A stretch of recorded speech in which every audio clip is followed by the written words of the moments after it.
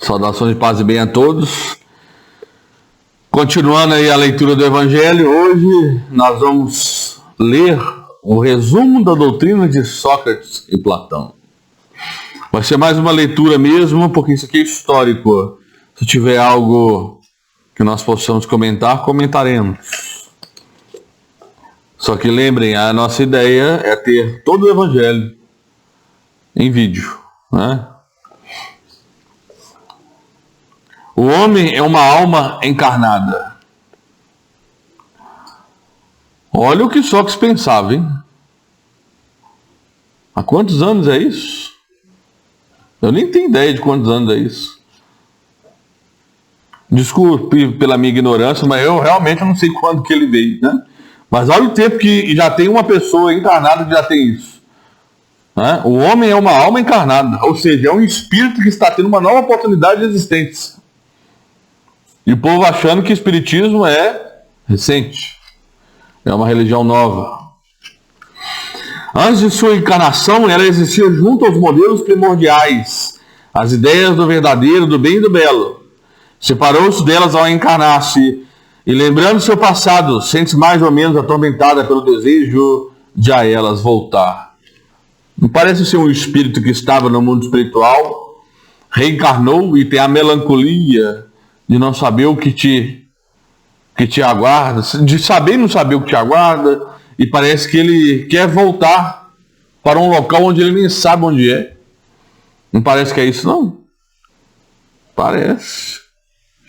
Não se pode enunciar mais claramente a distinção e a independência dos dois princípios, o inteligente e o material. Além disso, temos aí a doutrina da pré-existência da alma, da vaga intuição que ela conserva, da existência de outro mundo ao qual aspira, de sua sobrevivência à morte do corpo, de sua saída do mundo espiritual para encarnar-se e da sua volta a esse mundo após a morte.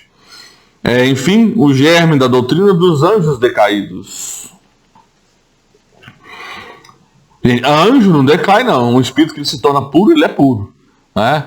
Agora, anjo decaído é aquele espírito que estava no mundo espiritual, é um espírito que ainda não é evoluído, e ele precisa reencarnar, né? A alma se perturba e confunde quando se serve do corpo para considerar algum objeto. Sente vertigens, como se estivesse ébria, porque se liga às coisas que são, por sua natureza, sujeita a transformações. Em vez disso, quando contempla sua própria essência, ela se volta para o que é puro, eterno, imortal, e sendo da mesma natureza, permanece nessa contemplação tanto tempo quanto possível.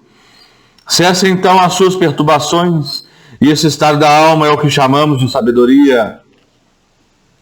Assim, o homem que considera as coisas de baixo, terra a terra, do ponto de vista material, vive iludido. Para apreciá-las com justeza, é necessário vê-las do alto, ou seja, do ponto de vista espiritual. O verdadeiro sábio deve, portanto, de algum modo, isolar a alma do corpo para ver com os olhos do espírito. É isso que ensina o espiritismo. E quando tivermos o nosso corpo e a nossa alma se encontrar mergulhada nessa corrupção, jamais possuiremos objetos dos nossos desejos, a verdade. De fato, o corpo nos oferece 1000 obstáculos pela necessidade que temos de cuidar dele. Além disso, ele nos enche de desejos, de apetites, de temores, de 1000 quimeras e de 1000 tolices, de maneira que com ele é impossível sermos sábios por um instante. Mas se nada se pode conhecer puramente enquanto a alma está unida ao corpo, uma dessas coisas se impõe, ou que jamais se conheça a verdade, ou que se conheça após a morte.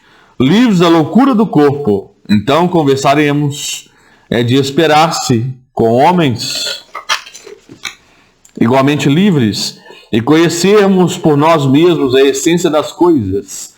Eis porque os verdadeiros filósofos se preparam para morrer e a morte não lhes parece de maneira alguma temível. Temos aí o princípio das faculdades da alma obscurecidas pela mediação dos órgãos corporais e da expansão dessas faculdades depois da morte. Mas trata-se aqui das almas evoluídas, já depuradas. Não acontece o mesmo com as almas impuras. Vamos continuar. Se tiver alguma dúvida, vai colocando nos comentários. para que nós possamos voltar ao assunto. A alma impura nesse estado encontra-se pesada e é novamente arrastada para o mundo visível pelo horror do que é invisível e imaterial. Ela erra, então, segundo se diz, ao redor dos monumentos dos túmulos, junto dos quais foram vistos às vezes fantasmas tenebrosos, como devem ser as imagens das almas que deixaram o corpo sem estar inteiramente puras e que conservam alguma coisa de forma material, o que permite aos nossos olhos percebê-las. Essas não são as almas dos bons, mas as dos maus, que são forçadas a errar nesses lugares, onde carregam as penas de sua vida passada e onde continuam a errar, até que os apetites inerentes à sua forma material as devolvam um corpo. Então elas retornam sem dúvida aos mesmos costumes que durante a vida anterior eram de sua predileção. Olha que interessante, então está falando que as almas impuras, nós que somos espíritos impuros, voltamos à existência, vida após vida, com as mesmas dificuldades, né? Não somente o princípio da reencarnação está aqui claramente expresso, mas também o estado das almas que ainda estão sob o domínio da matéria é descrito tal como o Espiritismo demonstra nas evocações. E há mais, pois, afirmar-se que a reencarnação é uma consequência da impureza da alma, enquanto as almas purificadas estão livres dela. Por que a reencarnação é uma consequência da impureza da alma? Que vai precisar de reencarnar, reencarnação após reencarnação, até que essa alma se torne pura. Então, reencarnação é coisa de espírito impuro. Interessante olhar por esse aspecto. O Espiritismo não diz outra coisa, apenas acrescenta que a alma que tomou boas resoluções na erraticidade e que tem conhecimentos adquiridos terá menos defeitos ao renascer, mais virtudes e mais ideias intuitivas do que na existência precedente, e que assim, cada existência marca para ela um progresso intelectual e moral. Após a nossa morte, o gênio que nos havia sido designado durante a vida nos leva a um lugar onde se reúnem todos os que devem ser conduzidos ao Hades para o julgamento. Olha só, as almas, depois de permanecerem no Hades no tempo necessário, são reconduzidas a esta vida por numerosos e longos períodos. Esta é a doutrina dos anjos guardiões ou espíritos protetores e das reencarnações sucessivas após intervalos mais ou menos longos da erraticidade. As ideias deles são bem parecidas com o do Espiritismo, não são, não? Os demônios preenchem o espaço que separa o céu da terra. São os laços que ligam o grande todo consigo mesmo. A divindade não entra jamais em comunicação direta com os homens, mas é por meio dos demônios que os deuses se relacionam e conversam com eles, seja durante o estado de vigília, seja durante o sono. Demônio é qualquer espírito que esteja vagando sobre a terra, né? Existem outras religiões que acreditam sim em espíritos, mas os denominam como demônios. É apenas uma denominação. Se esse espírito ele está vagando na terra, quer dizer que ele é um espírito impuro. E ele ainda não encontrou o caminho espiritual para ele seguir. Então ele continua na camada mais densa do umbral, que é a superfície terrestre, né? A palavra daimon, de qual se originou o demônio, não era tomada no seu sentido pela antiguidade, como entre os modernos.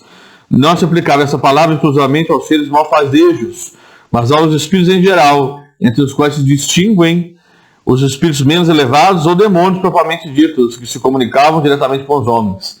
Então olha só como que é uma falsa interpretação da palavra. Daimon, então, significava espíritos em geral, né?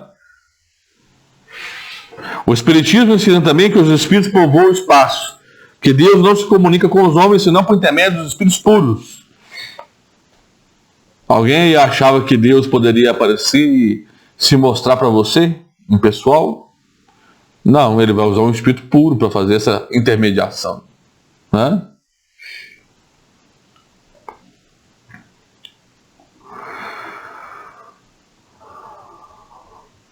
Então, que Deus não se comunica com os homens, senão por intermédio dos espíritos puros, encarregados de nos transmitir a sua vontade, que os espíritos se comunicam conosco durante o estado de vigília e durante o sono. Substitui a palavra demônio pela palavra espírito e tereis a doutrina espírita. Ponde a palavra anjo e tereis a doutrina cristã. A preocupação constante do filósofo, tal como compreende Sócrates e Platão, é a de ter o maior cuidado com a alma, menos em vista dessa vida, que é apenas um instante, do que em vista da eternidade. Se a alma é imortal, não é o sábio viver com a vista da eternidade? O cristianismo e o espiritismo ensinam a mesma coisa. Se a alma é imaterial, ela deve passar, após esta vida, para um mundo igualmente visível e imaterial, da mesma maneira que o corpo, ao se decompor, retorna à matéria.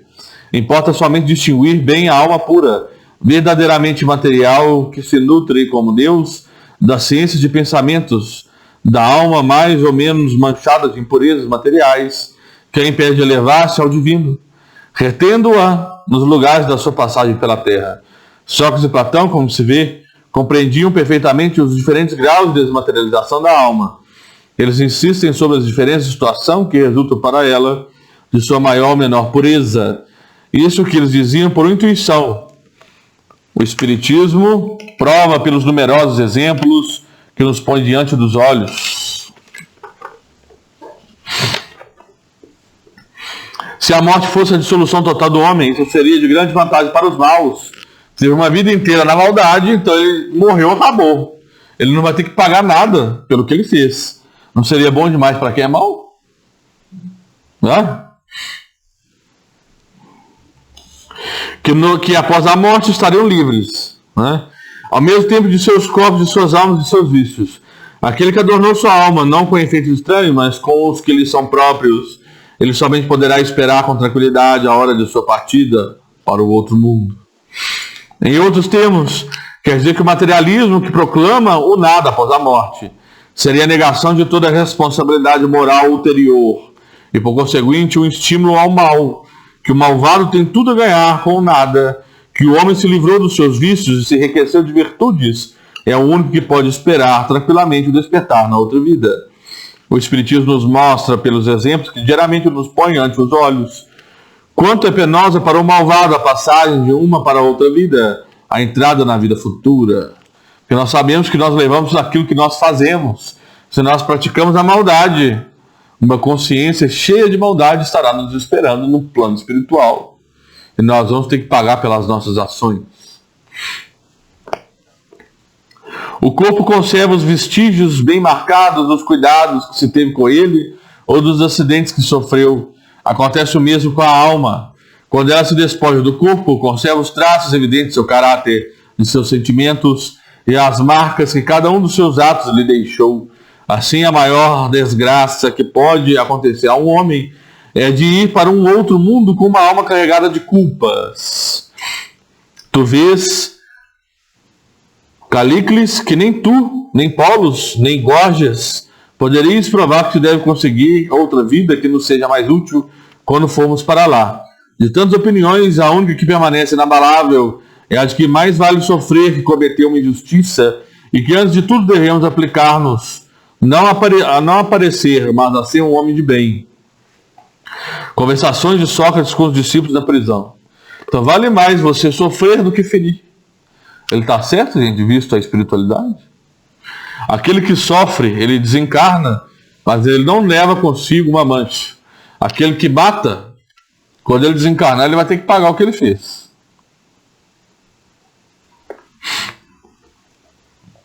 Aqui se encontra outro ponto capital, hoje confirmado pela experiência, segundo o qual a alma não purificada conserva as ideias, as tendências, o caráter e as paixões que tinha na terra. Esta máxima, mais vale sofrer do que cometer uma injustiça, não é inteiramente cristã? É o mesmo pensamento que Jesus exprime por essa figura. Se alguém te bater numa face, oferece-lhe a outra.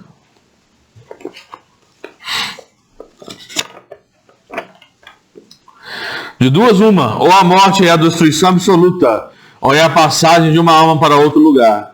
Se tudo deve extinguir-se, a morte é como uma dessas raras noites que passamos sem sonhar e sem nenhuma consciência de nós mesmos. Mas se a morte é apenas uma mudança, a passagem para um lugar em que os mortos devem reunir-se, que felicidade de ali reencontrar os nossos conhecidos, meu maior prazer seria o de examinar de perto os habitantes dessa morada, e dentre eles distinguir, como aqui, os que são sábios dos que creem sê-lo e não o são. Mas já é tempo de partirmos, e para morrer, e vós para viver. Segundo Sócrates, os homens que viveram na terra, enquanto depois da morte se reconhecem.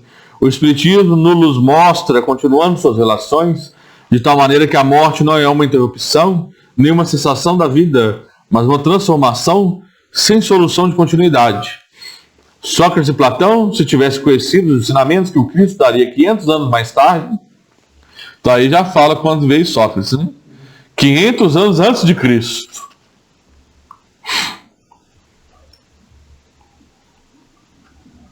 E os que o Espiritismo hoje nos dá, não teriam falado de outra maneira. Nisso, não há que nos deva surpreender. Se considerarmos que as grandes verdades são eternas e que os espíritos adiantados devem tê-las conhecido antes de vir para a Terra, para onde as trouxeram?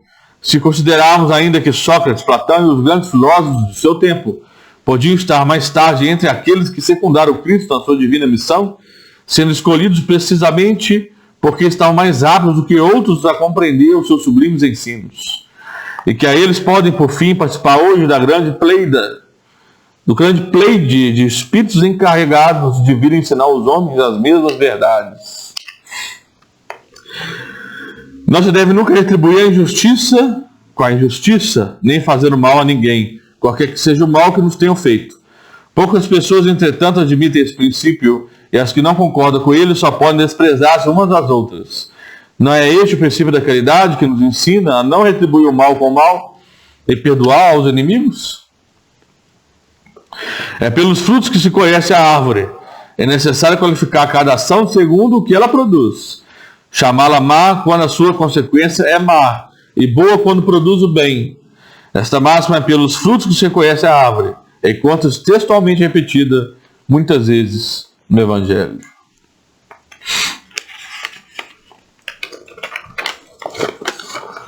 A riqueza é um grande perigo. Todo homem que ama a riqueza não ama nem a ele, nem a que possui, mas uma coisa que é ainda mais estranha do que aquilo que ele possui. As mais belas preces, os mais belos sacrifícios agradam menos a divindade do que uma alma virtuosa que se esforça por semelhar-se a ela. Seria grave que os deuses se interessassem mais pelas nossas oferendas do que pelas nossas almas. Dessa maneira, os maiores culpados poderiam conquistar os seus favores, mas não, pois só são verdadeiramente sábios e justos os que, por suas palavras e seus atos, resgatam o que deve aos deuses e aos homens. Então nós somos o que nós fazemos, as nossas atitudes, e não o que a gente queria ser através da fala. Chamo de homem vicioso ao amante vulgar, que ama mais o corpo que a alma. O amor está por toda a natureza, e incita-nos a exercer a nossa inteligência. Encontramo-lo até mesmo no movimento dos astros. É o amor que adorna a natureza com as suas ricas alfombras. Ela se enfeita e fixa sua morada, onde encontra flores e perfumes. É ainda o amor que traz a paz aos homens, a calmaria no mar, o silêncio aos ventos e o sossegador. O amor que deve unir os homens por um sentimento de fraternidade. É uma consequência dessa teoria de Platão sobre o amor universal como a lei da natureza. Sócrates tendo dito que o amor não é um deus, nem um mortal, mas um grande demônio, ou seja, um grande espírito que preside ao amor universal. Esta afirmação lhe foi, sobretudo, imputada como crime. A virtude não pode ser ensinada. Ela veio por um dom de Deus aos que a possuem. É quase a doutrina cristã sobre a graça. Mas se a virtude é um dom de Deus, é um favor, e pode perguntar-se por que ela não é concedida a todos. De outro lado, se ela é um dom, não há mérito de parte daquele que a possui. O Espiritismo é mais explícito. Ele ensina que aquele que a possui a adquiriu pelos seus esforços nas vidas sucessivas, ao se livrar pouco a pouco das suas imperfeições. A graça é a força que Deus concede a todo homem de boa vontade para livrar do mal e fazer o bem. Há uma disposição natural em cada um de nós para nos apercebermos bem menos dos nossos defeitos do que dos defeitos alheios. O Evangelho diz: vês a aresta no olho do teu irmão e não vês a trave no teu?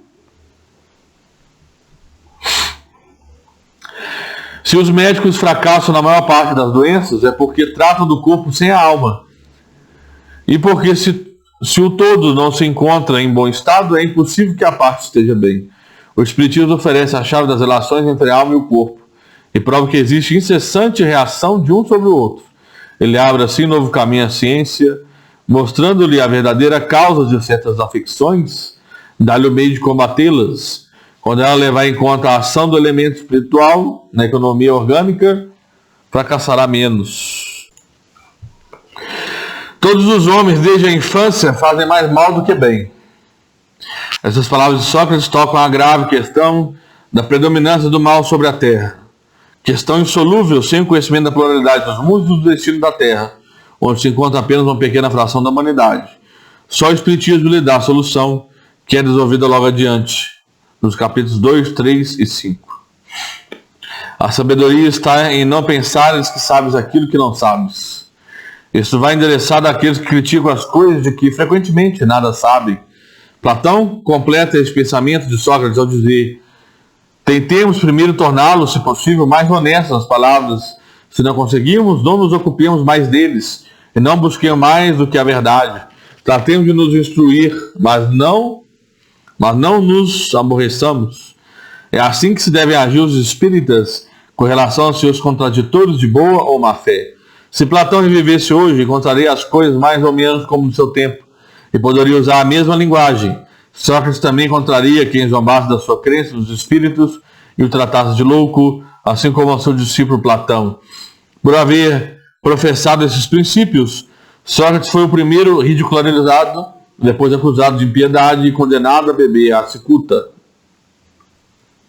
Tanto é certo que as grandes verdades novas, levantado contra elas, os interesses e os preconceitos que ferem, não podem ser estabelecidas sem lutas e sem mártires. Então esse aí foi o capítulo, que possamos entender. Se tivermos alguma dúvida, coloca nos comentários, para que nós possamos chegar num senso comum. Fiquem em paz, meus irmãos, que assim seja.